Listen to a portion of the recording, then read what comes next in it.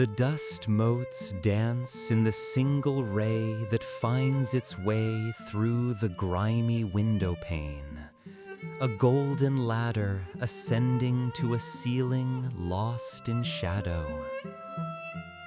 It illuminates nothing grand, only the rough grain of the wooden table, the chipped edge of a water jug, a single defiant sunflower tilting its face towards the meager light. A silent symphony of yellow and brown, a hymn to endurance whispered on the breath of the wind. Through Van Gogh's eyes, the garden unfolds, not as a place of vibrant blooms and manicured lawns, but as a repository of forgotten dreams. Each withered leaf, each tangled vine holds a story etched in the language of decay. The rusting gate creaks open, not to welcome, but to lament, a mournful sigh echoing across the desolate landscape of the soul. Here, the colors are not of celebration, but of memory, muted and melancholic. The indigo of the twilight sky bleeds into the bruised purple of the fading irises. The ochre of the earth clings to the roots of the gnarled trees, whispering tales of seasons past. He walked here, didn't he, among the ghosts of his own making, searching for a reflection of himself in the cracked mirror of nature. Did he find solace in the silence, or did the emptiness amplify the echoes of his inner turmoil? I imagine him, his hands stained with paint and earth, reaching out to touch the velvety petals of a dying rose, finding beauty in its fragility, a kinship in its inevitable decline. The air is thick with the scent of damp earth and decaying leaves, a fragrance that speaks of endings and beginnings, of cycles turning endlessly. It is a scent that clings to the skin, seeps into the bones, a constant reminder of our own mortality.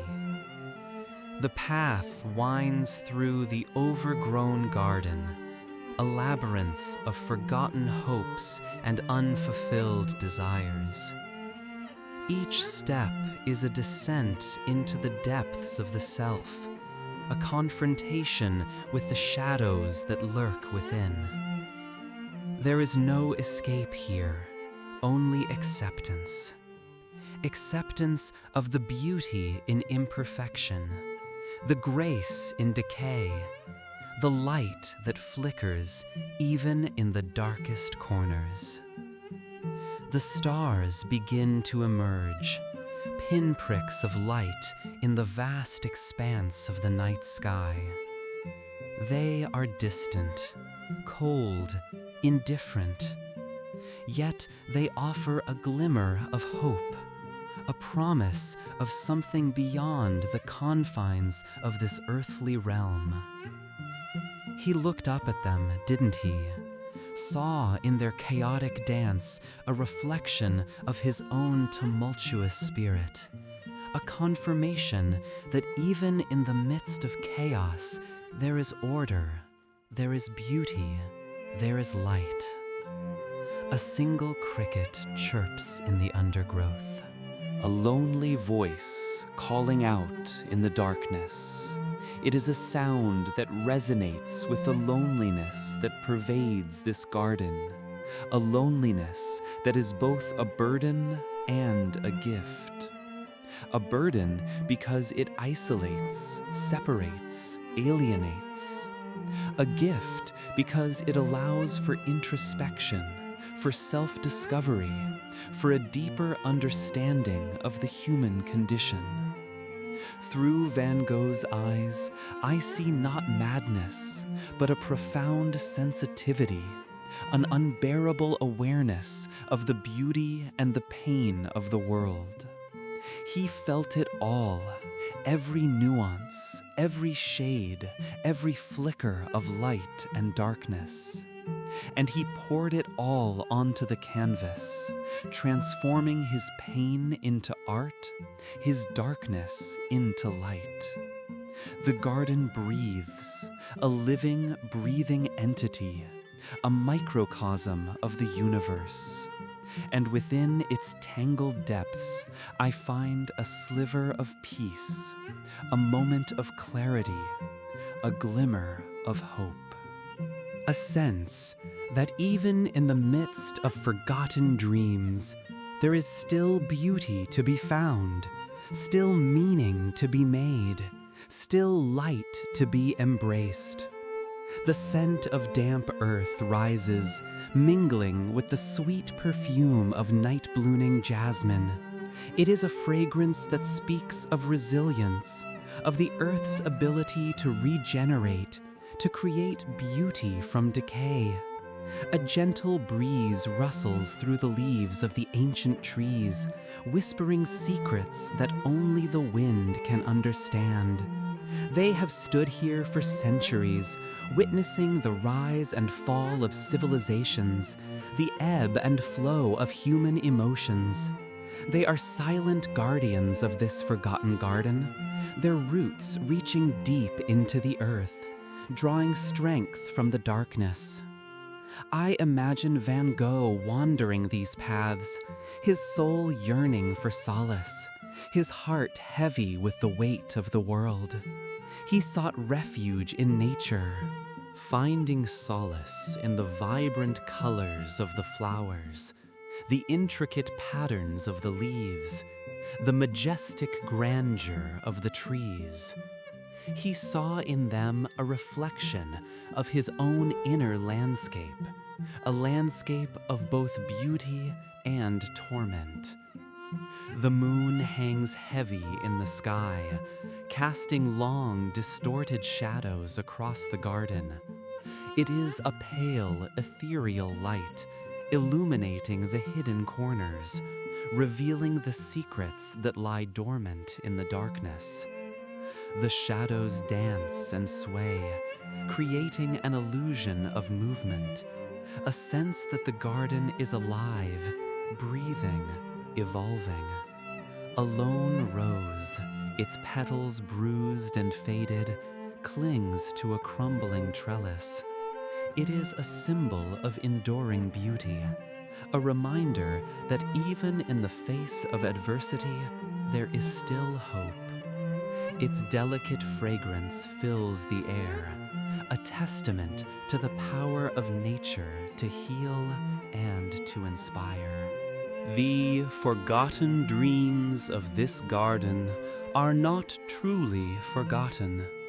They linger in the air, woven into the fabric of the place, imprinted on the very stones beneath my feet. They are the dreams of lovers who met in secret beneath the shade of the trees, of artists who sought inspiration in its beauty, of poets who found solace in its solitude. They are the dreams of all those who have ever walked these paths, leaving a piece of themselves behind. I close my eyes and listen to the silence, a silence that is both profound and comforting. It is a silence that allows me to hear the whispers of my own soul, to connect with the deeper truths that lie hidden within. It is in this silence that I find the courage to face my own fears, to embrace my own imperfections, to accept myself for who I am. A small stream meanders through the garden, its waters shimmering in the moonlight. It is a symbol of the flow of life, a constant reminder that everything is in a state of flux, of change, of transformation. The water whispers secrets as it flows, carrying with it the stories of the past, the hopes for the future. I dip my hand into the cool water, feeling its soothing touch, its gentle energy. It is a reminder that I am connected to something larger than myself, to the vast, interconnected web of life. The Garden of Forgotten Dreams is not a place of despair, but a place of hope. It is a place where the soul can find refuge, where the heart can heal, where the spirit can soar. It is a place where the beauty of the world can be seen, even in the midst of pain. It is a place where the light of the stars can guide the way, even in the darkest of nights. It is a place where the forgotten dreams can be remembered, and where new dreams can be born. The air grows cooler, the night deeper. The garden settles into a peaceful slumber, its secrets safely guarded, its beauty forever preserved. The moon climbs higher in the sky, bathing the garden in its silver glow. It is time to leave, to carry with me the lessons I have learned, the peace I have found, the hope I have embraced. The garden will remain a silent witness to the passage of time, a sanctuary for the weary soul. And I will return again and again to walk its paths, to breathe its air, to listen to its whispers. For in this garden of forgotten dreams, I have found a piece of myself, a piece of my soul, a piece of my light. And in its silence, I hear echoes of laughter, whispers of love, the faint rustling of angel wings. It is a place where time ceases to exist, where the past, present, and future merge into a single eternal moment. I close my eyes, breathing in the scent of damp earth and blooming jasmine. It is a fragrance that awakens memories, that stirs emotions, that transports me to another time, another place. I see faces of loved ones, hear voices of friends, feel the warmth of a loving embrace. They are all here, in this garden of forgotten dreams, waiting to be remembered, waiting to be loved again. A gentle breeze rustles through the leaves of the trees, creating a symphony of whispers. It is a sound that soothes the soul, that calms the mind. That reminds me of the interconnectedness of all things. The wind carries with it the seeds of new beginnings, the promise of renewal, the hope of a brighter tomorrow. I open my eyes, gazing at the tapestry of stars that adorns the night sky. They are like diamonds scattered across a velvet cloth, each one shining with its own unique light. They are a reminder of the vastness of the universe, of the infinite possibilities that lie before me. And I feel a sense of awe, a sense of wonder, a sense of gratitude for being a part of this magnificent creation. The Garden of Forgotten Dreams is a mirror, reflecting back to me my own hopes and fears, my own joys and sorrows. It is a place where I can confront my demons, where I can heal my wounds, where I can find my true self. It is a place where I can be vulnerable, where I can be authentic, where I can be free. I walk further into the garden, drawn by an unseen force, guided by an inner knowing. The path winds and turns, leading me deeper and deeper into the heart of the garden. And as I walk, I shed the layers of my past, the burdens of my present, the anxieties of my future. I become lighter, freer, more alive. I reach a clearing, a small, secluded space bathed in moonlight. In the center of the clearing stands an ancient oak tree, its branches reaching towards the sky like supplicating arms. It is a symbol of strength, of resilience, of enduring hope. I sit beneath the tree, leaning against its rough bark, feeling its ancient wisdom seeping into my bones. And I feel a sense of peace, a sense of belonging, a sense of connection to something greater than myself. The Garden of Forgotten Dreams is a sacred space, a place of healing, a place of transformation. It is a place where the soul can find rest, where the heart can find solace, where the spirit can find wings.